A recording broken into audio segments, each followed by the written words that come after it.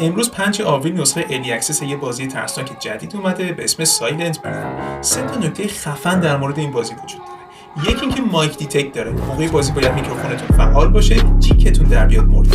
نکته دوم اینکه این یه بازی ترسناک داینامیک و پویاست. حالا یعنی چی؟ یعنی به هر دلیلی بازی ریستارت بشه، چه خودتون ریستارتش کنین، چه کاراکترتون بمیره. دیگه اون آدمایی که تا الان نجات دادین تو هم لوکیشن‌ها نیستن و موجودات عجق وجقی هم که تا الان شما رو ترسوندن الزاماً همون موجودات نیستن، تو همونجا قرار ندارن. در کل هیچ قابل پیش بینی نیست.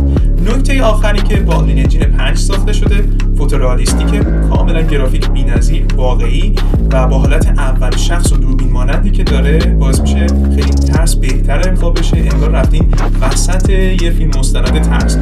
داستان بازی هم که لابلای حرفام گفتن، شما تو جنگلین، باید یه سری آدمی که تو جنگل گم شدن رو پیدا کنین. اگه صداتون در بیاد، قربانی بعدی خودتون. لایک یادتون